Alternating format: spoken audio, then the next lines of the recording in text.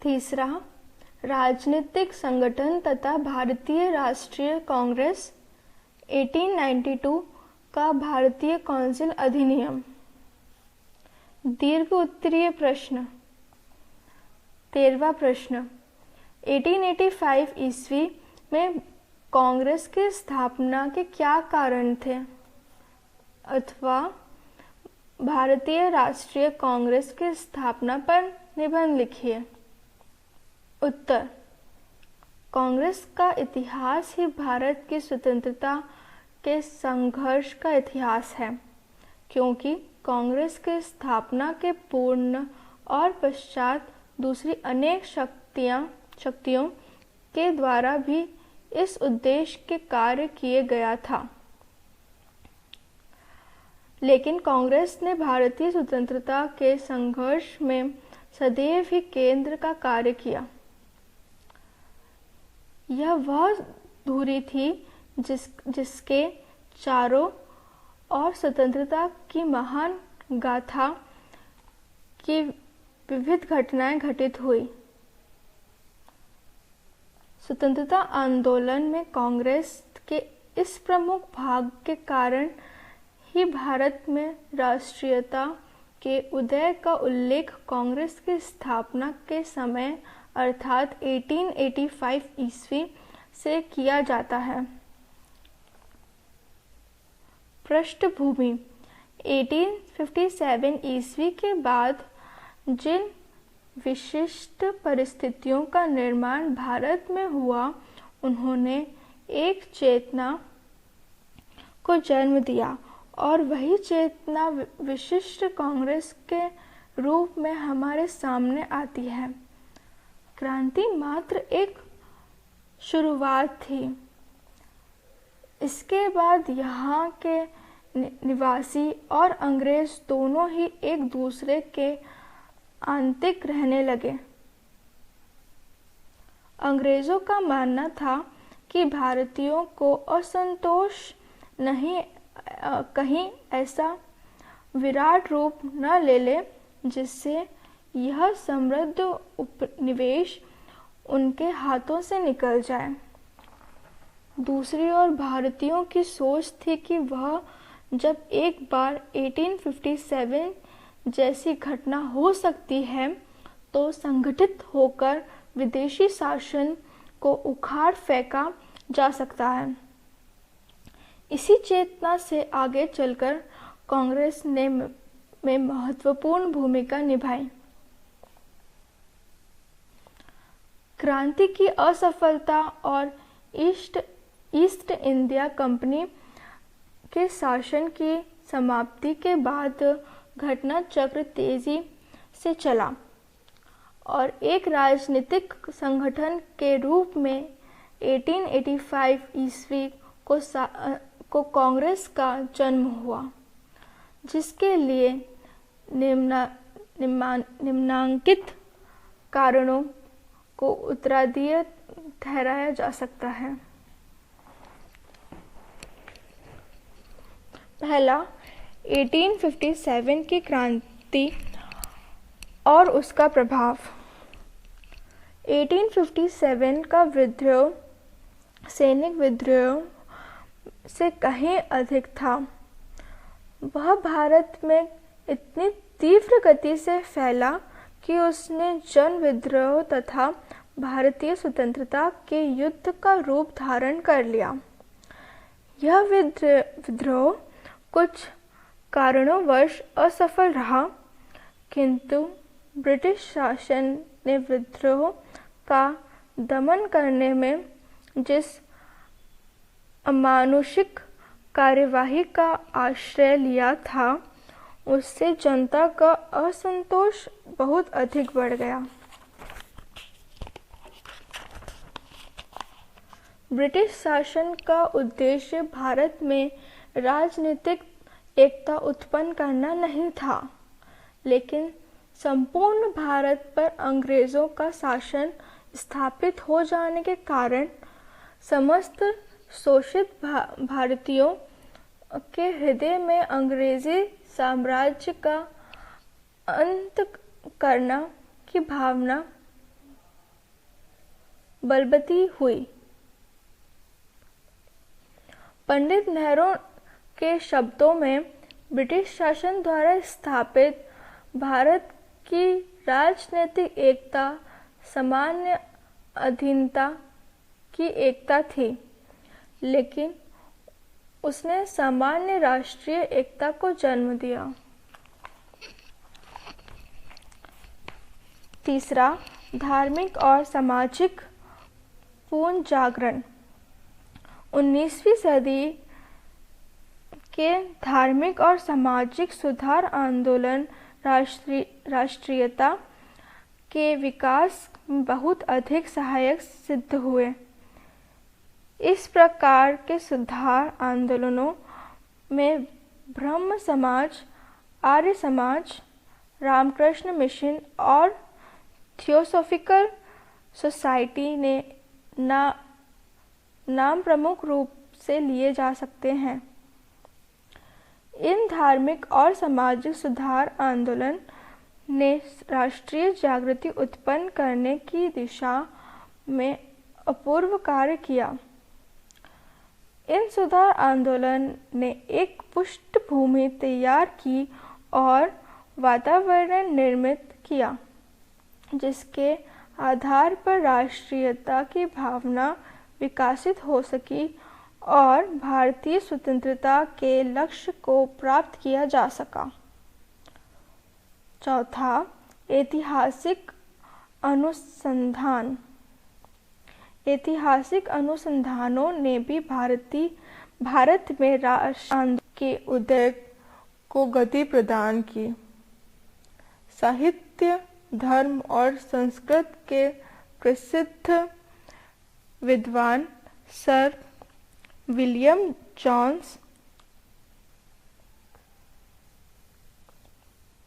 मैक्समुल, Jacobi,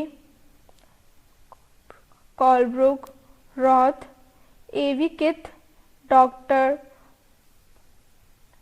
Bhandarkar और हरप्रसाद शास्त्री आदि ने भारतीयों के सम्मुख भारतीय राजनीति, सामाजिक और सांस्कृतिक इतिहास का एक ऐसा विवरण प्रस्तुत किया जो किसी भी रूप में समकालीन यूरोपियन संभावनाओं को हीन नहीं था।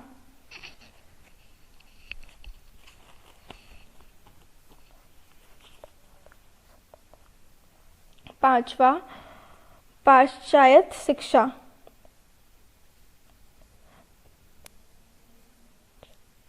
पाश्चात्य शिक्षा के कारण भारतीय सर्वोत्तम अंग्रेज विचारकों के संपर्क में आए।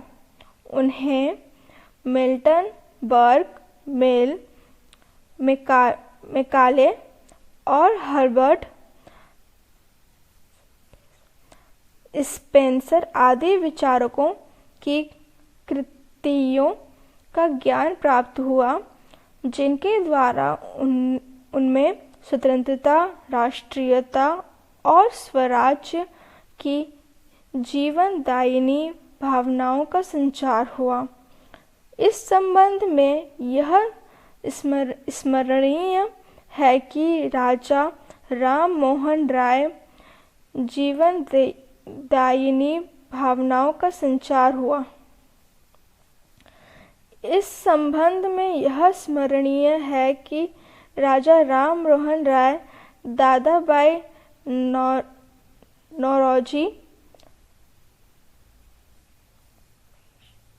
व्योमेश चंद्र बनर्जी, फिरोज शाह मेहता, गोपाल कृष्ण गोखले और दीन शाहवाचा भारतीय राष्ट्रीयता के यह सभी संदेशवाहक अंग्रेजी शिक्षा की देन थे। छठा, भारतीयों का विदेश गमन। 19वीं सदी से अनेक भारतीय शिक्षा प्राप्त तथा अन्य कार्यों से विदेश जाने लगे। उन्होंने वहाँ प्रजातंत्रीय सिद्धांतों तथा संगठन को कार्यरत देखा और स्वतंत्रता, समानता और भारतत्व का पाठ पढ़ा।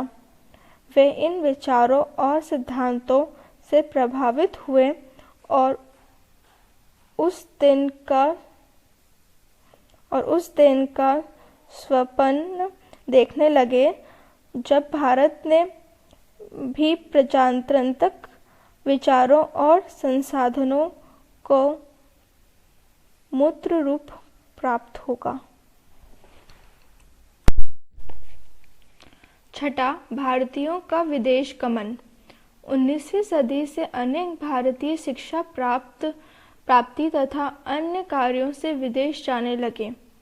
उन्होंने वहाँ प्रजातंत्रीय सिद्धांतों तथा संगठन को कार्यरत देखा और स्वतंत्रता, समानता और भ्रातृत्व का पाठ पढ़ा। वे इन विचारों और सिद्धांतों से प्रभावित हुए और उस दिन का स्वप्न देखने लगे जब भारत में भी प्रजातांत्रिक विचारों और संस्थाओं का मूर्त रूप प्राप्त होगा। सातवां, भारतीय समाचार पत्रों तथा देशी साहित्य का विकास। पाश्चात्य शिक्षा के प्रभाव से देश में प्रेस का विकास हुआ और समाचार पत्रों की संख्या में अशातीय वृद्धि हुई। भारतीय समाचार पत्रों ने अंग्रेजी पत्रों के भारत विरोधी प्रचार का करारा उत्तर दिया और भारतीयों को विदेशी शासन की त्रुटियों से परिचित कराया। इस श्रेणी के समाचार पत्रों में संवाद, कौमुदी, बॉम्बे समाचार, बंदूक, रास्ता गुफ्तार, अमृत बाजार पत्रिका, ट्रिब्यून का नाम प्रमुख रूप से लिया जा सकता है। इस काल में कुछ ऐसे लेखक भी हुए जिनकी रचनाओं ने राष्ट्रीयता के विकास में बहुत योग दिया। आठवां, आर्थिक असंतोष। ईस्ट इंडियन कंपनी और बाद में ब्रिटिश शासन द्वारा किए गए इस भारत के आर्थिक शोषण का ही यह परिणाम था कि जिस भारत को 17वीं सदी तक सोने की चिड़िया कहा जाता था, उसी भारत के संबंध में सर विलियम ड्यूगी ने लिखा, करीब 100 करोड़ मनुष्य ब्रिटिश भारत में ऐसे हैं जिन्हें किसी समय भी भरपेट अन्न नहीं मिलता। इस अधःपतन की दूसरी मिसाल इस समय की गई। इस समय किसी सभ्य और उन्नतिशील देश में कहीं पर भी दिखाई नहीं दे सकती। इस आर्थिक शोषण के राजनीतिक परिणाम उत्पन्न होना स्वाभाविक थे। नौवां, भारतीयों को उच्च पदों से अलग रखने की नीति। 1833 के अधिनियम में कहा गया था कि सरकारी नौकरियों में प्रवेश योग्यता के आधार पर ही दिया जाएगा और किसी भी भारतीय को धर्म, जन्मस्थान, वंश और वर्ण के कारण कोई पद प्रदान करने की बाधा नहीं उपस्थित की जाएगी।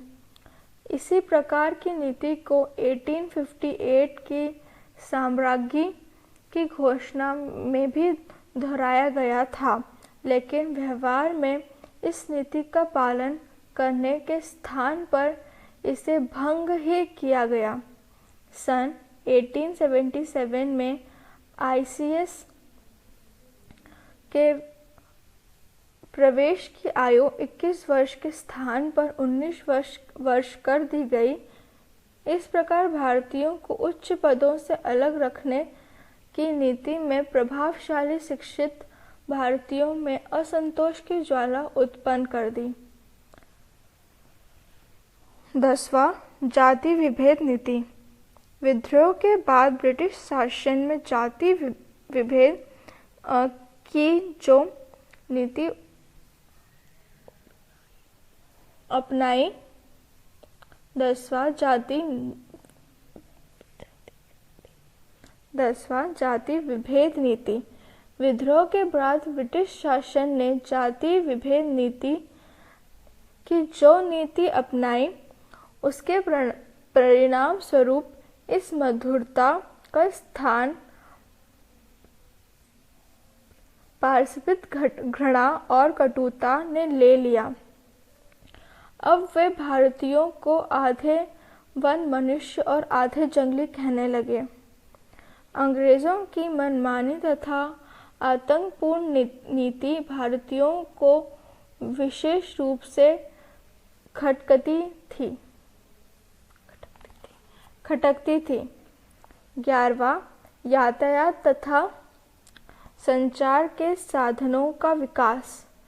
1860 से 70 के वर्षों में सड़कों, रेलों, डाक और तार यातायात तथा संचार के द्रुत साधनों के विकास से भी राष्ट्रीय भावना की वृद्धि में सहायता मिली।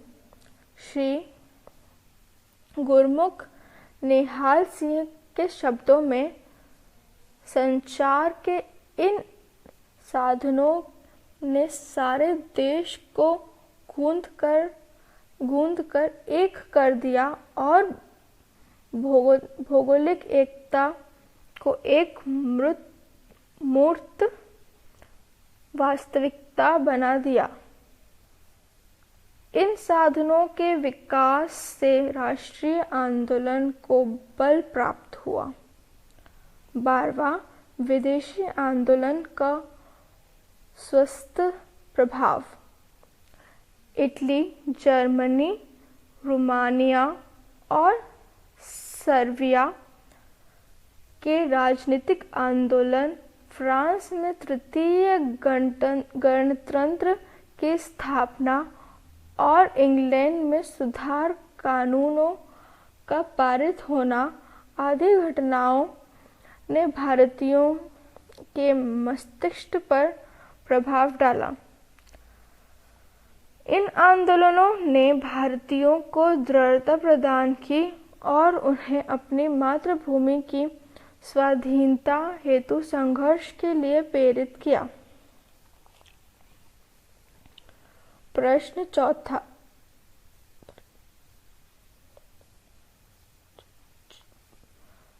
प्रश्न 14। कांग्रेस की स्थापना कब और किस उद्देश्य से हुई? अथवा कांग्रेस की स्थापना भारत में ब्रिटिश साम्राज्य की रक्षा करने के लिए सेफ्ली वॉल के रूप में की गई। इस कथन का विवेचना कीजिए। अथवा त्वरित चालक के रूप में A.O. ह्यूम की भूमिका पर प्रकाश डालिए।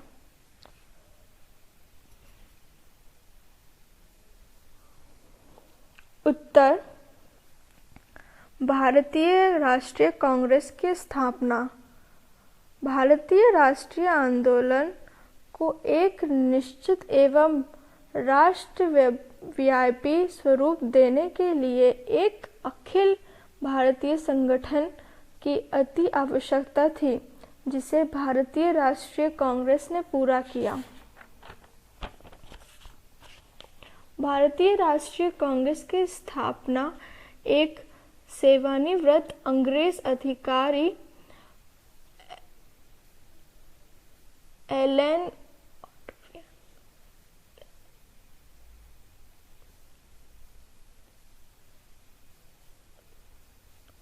एलन ऑक्टेवियन ह्यूम ने 1885 में की। इसकी ह्यूम को भारतीय राष्ट्रीय कांग्रेस का जन्मदाता कहा जाता है। यह बात विवादास्पद है कि ह्यूम के कांग्रेस स्थापना का असली उद्देश्य क्या था। ब्रिटिश शासन के लिए एक सुरक्षा कपाट उपलब्ध कराना या भारतीयों को राष्ट्रवादी आंदोलन को बल प्रदान करना। ह्यूम ने कांग्रेस की स्थापना के पूर्व 1883 में कोलकाता विश्वविद्यालय के स्नातकों को एक मर्मस्पर्शी पत्र लिखा, जिसमें उन्होंने लिखा कि बिखरे हुए व्यक्ति कितने ही बुद्धिमान तथा अच्छे आशय वाले क्यों न हो, अकेले को शक्तिहीन ही होते हैं। आवश्यकता है संघ की, संगठन की और कार्यवाही के लिए एक निश्चित और स्पष्ट प्रणाली की। इसी पत्र में उन्होंने कहा कि आत्म बलिदान एवं निःस्वार्थ कर्म की स्थायी सुख एवं स्वतंत्रता के अचूक पथ प्रदर्शक हैं। इस पत्र के द्वारा 50 ऐसे नव युवकों की मांग की जो भारतीयों को सामाजिक, आर्थिक, बौद्धिक, नैतिक एवं राजनीतिक उत्थान के लिए कार्य करने वाली संस्था में अपना सहयोग दे सके। ह्यूम ने अपनी संस्था की स्थापना का प्रस्ताव तत्कालीन गवर्नर जनरल डफरिन के सामने रखा तो वह भी उससे सहमत हो गए। तत्पश्चात उन्होंने ब्रिटेन जाकर वहां भी अन्य लोगों से, जिनमें लॉर्ड रिपन, डलहौजी, जॉन बाइट तथा सलेक आदि मौजूद थे, से विचार विमर्श किया और अपनी योजना का अंतिम रूप प्रदान किया। इसका प्रथम अधिवेशन दिसंबर 1885 में बुलाया जाना निश्चय हुआ। कांग्रेस का प्रथम अधिवेशन पूना में 25 दिसंबर से 28 दिसंबर 1885 तक होना था, पर वहाँ हैजा फैल जाने के कारण यह अधिवेशन मुंबई में बुलाना पड़ा। इस प्रकार मुंबई में गोकुलदास तेजपाल संस्कृत कॉलेज में 28 दिसंबर 1885 को दिन से 11 बजे इस संस्था का प्रथम अधिवेशन आरंभ हुआ, जिसकी अध्यक्षता कोलकाता के प्रसिद्ध बैरिस्टर व्योम चंद्र बनर्जी ने की। इस अधिवेशन में भारत के विभिन्न भागों में 72 प्रतिनिधियों ने भाग लिया। इन प्रतिनिधियों में दादा भाई नौरोजी, फिरोज शाह मेहता, दीनशाह वाचा, काशीनाथ तेलब, नारायण गणेश चंद्रवरकर, पी आनंद चालूर,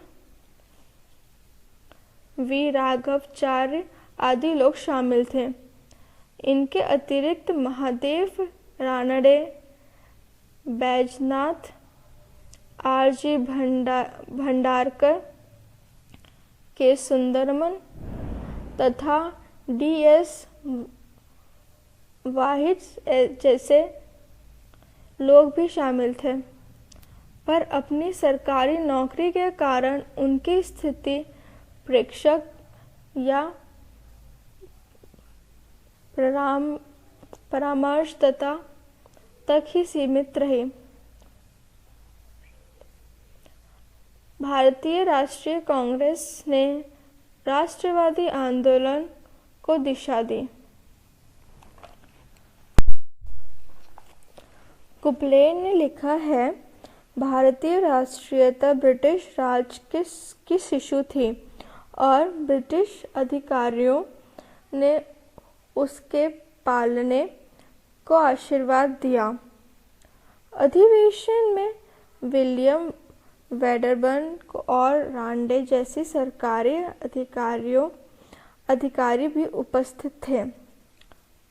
कांग्रेस के उद्देश्य। कांग्रेस के प्रथम अधिवेशन में सभापति श्री व्योमेश चंद्र बनर्जी ने कांग्रेस की गुरुता की और प्रतिनिधियों का ध्यान आकर्षित करते हुए इसके उद्देश्य इस प्रकार बतलाए थे। पहला, साम्राज्य के विभिन्न भागों में देश हित के लिए लगन के कार्य करने वाले व्यक्तियों के बीच घनिष्ठता और मित्रता के संबंध स्थापित करना। दूसरा, समस्त देशवासियों में वंश, धर्म और प्रांत संबंधी दूषित संस्कारों को मिटाकर राष्ट्रीय एकता की भावनाओं का पोषण और परिवर्धन करना। तीसरा, महत्वपूर्ण और आवश्यक सामाजिक प्रश्नों पर भारत के शिक्षित लोगों में अच्छी तरह चर्चा होने के बाद प्राप्त परिप्रवृत्त संपत्तियों का संग्रह करना। चौथा, उन तरीकों और दिशाओं का निर्णय करना जिनके द्वारा भारत के राजनीतिज्ञ देश हित के कार्य करें। 15वां प्रश्न, 1892 का भारतीय काउंसिल अधिनियम के पारित करने के कारण प्रमुख प्रावधान तथा महत्व बतलाइए। अथवा 1892 के अधिनियम का मूल्यांकन कीजिए। अथवा 1892 ईस्वी के अधिनियम के प्रमुख प्रावधान बतलाइए। उत्तर, 1858 ईस्वी के अधिनियम के द्वारा भारत में ब्रिटिश ताज का शासन लागू किया गया। भारतीयों को इस परिवर्तन से अनेक अपेक्षाएं थी जो कि पूर्ण न हो सकी। भारतीयों में आक्रोश की भावनाओं को दबाने के लिए अंग्रेजी सरकार ने 1861 ईस्वी का अधिनियम पारित किया, किंतु वह भी भारतीयों की आशाओं में खरा न उतर सका। अतः अंग्रेजी सरकार ने 1892 ईस्वी में एक अधिनियम पारित किया। 1892 ईस्वी के अधिनियम के पारित होने के कारण पहला, 1861 ईस्वी का अधिनियम। 1861 ईस्वी के अधिनियम से भारतीयों को बहुत अपेक्षाएं थी। इस अधिनियम के द्वारा यद्यपि विभागीय प्रणाली लागू किया गया तथा भारतीयों को प्रतिनिधित्व दिया गया, किंतु भारतीय इससे संतुष्ट न थे, क्योंकि भारतीयों का प्रतिनिधित्व करने वाले प्रतिनिधि अंग्रेजों के द्वारा ही मनोनीत किए जाते थे। अतः वे सब अंग्रेजों के ही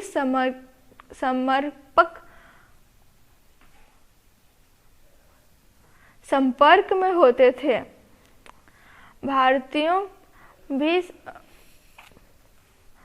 भारतीयों की समस्याओं के विषय में उन्हें कोई ज्ञान नहीं था, अतः भारतीय पुनः सुधारों की मांग कर रहे थे। दूसरा, राष्ट्रीयता की भावना प्रबल। 1861 ईस्वी से 1892 ईस्वी तक के अंतरकाल में भारत में महत्वपूर्ण परिवर्तन हुए। 1870 ईस्वी के पश्चात धार्मिक आंदोलनों, पाश्चात्य शिक्षा के प्रभाव, आर्थिक शोषण तथा अंग्रेजों की निरंकुश नीतियों के परिणाम स्वरूप भारतीयों में राष्ट्रीय भावना अत्यंत प्रबल हो गई थी। अतः भारत में एक बार फिर विद्रोह न उत्पन्न हो जाए, इस भय से अंग्रेजी सरकार ने भारतीयों को संतुष्ट करने के लिए इस अधिनियम का पारित किया। तीसरा, भारतीय राष्ट्रीय कांग्रेस की स्थापना। 1885 ईस्वी के से पूर्व भारत में कोई ऐसी राष्ट्रीय संस्था नहीं थी जो कि भारतीयों के समस्याओं के समाधान के लिए संघर्ष कर सकती। 1885 ईस्वी में भारतीय राष्ट्रीय कांग्रेस की स्थापना हुई, जिसने भारतीयों को संघर्ष करने के लिए एक आधार प्रदान कर दिया। भारतीय राष्ट्रीय कांग्रेस ने सरकार के समक्ष अनेक मांगें रखी, जिसमें प्रमुख निम्न थी। वायसराय की कार्य परिषद में सदस्यों की संख्या बढ़ाई जाए तथा उसमें चुने हुए प्रतिनिधियों की सभी प्रांतों में भी इसी प्रकार की परिषदों की स्थापना की जाए। बजट पर बहस करने का अधिकार इन काउंसिलों को हो। काउंसिल में भारतीयों को प्रतिनिधित्व दिया जाए। इस प्रकार कांग्रेस ने संवैधानिक अधिकार प्राप्त करने के लिए संघर्ष करना प्रारंभ किया। सरकार ने कांग्रेस को संतुष्ट करने के लिए यह अधिनियम पारित किया। G.N. सिंह ने लिखा है कि 1892 ईस्वी का अधिनियम भारतीय राष्ट्रीय कांग्रेस के कार्यों का प्रथम परिणाम था। 1892 ईस्वी के अधिनियम की पूर्ण धाराएं। पहला, गवर्नर जनरल की विधान परिषद तथा मुंबई और चेन्नई की विधान परिषदों का विस्तार। अधिनियम में कहा गया है कि वायसराय को यह अधिकार होगा कि वह अपनी कार्यकारिणी परिषद का कानून बनाने के लिए विस्तार कर सकेगा।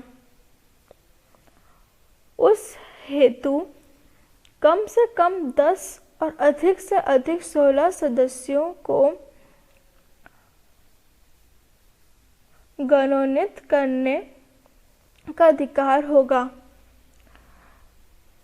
इसी तरह कानून बनाने के लिए बम्बई और मद्रास के गवर्नरों को भी अपनी अपनी काउंसिलों में कम से कम 8 और अधिक से अधिक 20 अतिरिक्त सदस्यों की नियुक्ति का अधिकार दिया गया। दूसरा, बंगाल तथा उत्तर प्रदेश की परिषदों का विस्तार। गवर्नर जनरल को यह अधिकार दिया गया कि वह अपनी परिषद की सहायता से सदस्यों की नियुक्ति के विषय में नियम बना सके, किंतु इस विषय में भारत सचिव की स्वीकृति लेना आवश्यक था। तीसरा, विधान परिषद के सदस्यों के अधिकारों में वृद्धि। 1861 के अधिनियम के अनुसार विधान परिषदों का केवल कानून बनाने का अधिकार दिया गया था। उनको कार्यकारिणी परिषद से प्रश्न पूछने और बजट पर बहस करने का अधिकार नहीं दिया गया था। इसलिए 1892 के अधिनियम के अनुसार कुछ प्रतिबंध लगाकर विधान परिषद के सदस्यों को कार्यकारिणी परिषद से घरेलू मामले के प्रश्न पूछने और बजट पर बहस करने का अधिकार दिया गया। गवर्नर जनरल तथा उसकी परिषद और गवर्नरों तथा उनकी परिषदों को इन विषयों में नियम बनाने का अधिकार दिया गया। विधान परिषद का अध्यक्ष सार्वजनिक हित में प्रश्न पूछे जाने की आज्ञा देने से मना भी कर सकता था। प्रांतीय परिषदों में सदस्यों को प्रशासन के विषय में प्रश्न पूछने की आज्ञा नहीं दी गई। वे केवल स्थानीय प्रशासन के विषय में प्रश्न पूछ सकते थे।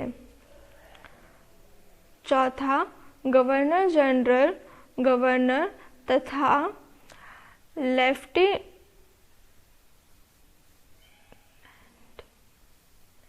लेफ्टिनेंट गवर्नरों को अपने परिषदों में खाली स्थान भरने की आज्ञा दी गई। विधान परिषदों के खाली स्थान भरने का अधिकार गवर्नर जनरल, गवर्नर तथा लेफ्टिनेंट जनरलों को दिया गया। यदि कोई सदस्य लगातार 2 महीने तक विधान परिषद की बैठकों में भाग नहीं लेता था तो उसका स्थान खाली घोषित किया जा सकता था। यदि कोई सदस्य किसी अन्य कारण से बैठक में उपस्थित नहीं हो सकता था या उसकी मृत्यु हो जाती थी या वह त्याग पत्र दे देता था तो उसका स्थान खाली घोषित किया जा सकता था। उस स्थान पर सदस्य मनोनीत किया जा सकता था। पांचवा, प्रांतीय विज्ञान परिषदों को कानून बनाने तथा रद्द करने का अधिकार दिया गया। इस अधिनियम के द्वारा प्रांतीय विधान परिषदों को नए कानून बनाने तथा पुराने कानूनों को आवश्यकता के अनुसार रद्द करने का अधिकार दिया गया, किंतु इस हेतु गवर्नर जनरल की पहले स्वीकृति प्राप्त करनी पड़ती थी। छठा, गवर्नर जनरल की विधान परिषद तथा प्रांतीय विधान परिषदों में सरकारी अधिकारियों का बहुमत रखा गया ताकि सरकार को कोई कठिनाई ना हो। इन परिषदों में चुने हुए सदस्य बहुत ही कम थे। अधिकतर गैर सरकारी अधिकारी भी प्रायः मनोनीत ही किए जाते थे। सातवां, विश्वविद्यालयों, जिला बोर्डों, नगर पालिकाओं, चैम्बर ऑफ कॉमर्स तथा प्रांतीय परिषदों को कुछ सदस्यों के चुनने का अधिकार दिया गया। आलोचना 1892 ईस्वी के अधिनियम की भारतीयों के द्वारा तीव्र आलोचना की गई, क्योंकि यह अधिनियम जनता के अपेक्षाओं को पूर्ण न कर सका था। गोपाल कृष्ण गोखले फिरोज शाह मेहता, दादाजी भाई नौरोजी, डब्ल्यू.सी. बनर्जी, C.Y. चिंतामणि, मदन मोहन मालवीय आदि सभी नेताओं ने इस अधिनियम का विरोध किया। इस अधिनियम से भारतीयों को कोई लाभ न था क्योंकि इसमें निम्नलिखित दोष थे। पहला, इस अधिनियम का एक प्रमुख दोष यह था कि इसे अप्रत्यक्ष चुनाव पद्धति को लागू किया गया था। इस प्रकार चुने हुए प्रतिनिधि वास्तव में जनता के चुने प्रतिनिधि नहीं थे। दूसरा, विधानसभाओं को कार्यक्षेत्र अत्यंत सीमित थे। दूसरा, विधानसभाओं के कार्यक्षेत्र अत्यंत सीमित थे तथा उनमें केंद्रीय सरकार का अत्यधिक हस्तक्षेप था। तीसरा, इस अधिनियम के द्वारा सरकारी फिजूल खर्ची रोकने का कोई प्रयास नहीं किया गया। विधान परिषदों के बजट पर बहस करने का अधिकार अवश्य दिया गया, किंतु तब जबकि वह कार्य परिषद द्वारा पहले ही तय हो जाता था तथा उसमें कोई फेरबदल करना संभव न था। चौथा, विभिन्न संप्रदायों को प्रतिनिधित्व सही तरीके से नहीं किया गया। पांचवा, भारतीय सदस्यों को अत्यंत अल्प सुविधाओं का अवसर प्राप्त था। महत्व, यद्यपि 1892 ईस्वी के अधिनियम में अनेक दोष थे, फिर भी इस अधिनियम को भारतीय संवैधानिक विकास का एक प्रमुख स्तंभ माना जा सकता है, क्योंकि यह अधिनियम 1861 ईस्वी के अधिनियम से निश्चित रूप से अग्रणीय था। इस अधिनियम में निम्नलिखित विशेष बातें थीं। पहला, इस अधिनियम के द्वारा अप्रत्यक्ष ही सही किंतु निर्वाचन प्रणाली का जन्म हुआ। दूसरा, इस अधिनियम के द्वारा ही पहली बार बजट पर बहस करने का अधिकार परिषदों को दिया गया। तीसरा, इस अधिनियम के द्वारा प्रतिनिधि सरकार की और एक कदम आगे बढ़ने का अवसर मिला। लघु उत्तरीय प्रश्न 16, कांग्रेस की स्थापना के कारण दीजिए। उत्तर, प्रश्न 13 का उत्तर देखें। प्रश्न 17, 1892 ईस्वी के अधिनियम के मुख्य प्रावधान लिखिए। उत्तर, प्रश्न 15 का उत्तर देखें। वस्तुनिष्ठ प्रश्न, सही विकल्प चुनकर लिखिए। पहला, भारतीय राष्ट्रीय कांग्रेस का संस्थापक निम्न में से कौन था? अ, व्योमेश चंद्र बनर्जी, ब, ए.ओ. ह्यूम, स, महात्मा गांधी, द, दादाभाई नौरोजी। और इसका सही उत्तर है ब, ए.ओ. ह्यूम। दूसरा प्रश्न, भारतीय राष्ट्रीय कांग्रेस की स्थापना कब की गई? अ, 1884 में, ब, 1885 में, स, 1886 में, द, 1887 में। और इसका सही उत्तर है ब, 1885 में। तीसरा प्रश्न, भारतीय राष्ट्रीय कांग्रेस के प्रथम अधिवेशन के पक्ष कौन था? तीसरा, भारतीय राष्ट्रीय कांग्रेस के प्रथम अधिवेशन में अध्यक्ष कौन थे? अ. ए.ओ. ह्यूम, दादाभाई नौरोजी, स. व्योमेश चंद्र बनर्जी, द. काशीनाथ तेलंग। और इसका सही उत्तर है स. व्योमेश चंद्र बनर्जी। चौथा प्रश्न, भारतीय राष्ट्रीय कांग्रेस का प्रथम अधिवेशन कहाँ से हुआ? अ. कोलकाता में, ब. मुंबई में, स. अहमदाबाद में, द. पटना में। और इसका सही उत्तर है ब. मुंबई में। पांचवा, कांग्रेस राजद्रोह अथवा विद्रोह का पौधघर नहीं है, बल्कि सरकार की स्थिरता की नींव में एक अतिरिक्त पत्थर है। यह कथन किसका था? अ. दादाभाई नौरोजी, ब. फिरोज शाह मेहता, स. व्योमेश चंद्र बनर्जी, द. दीनशाह वाचा। और इसका सही उत्तर है अ. दादाभाई नौरोजी।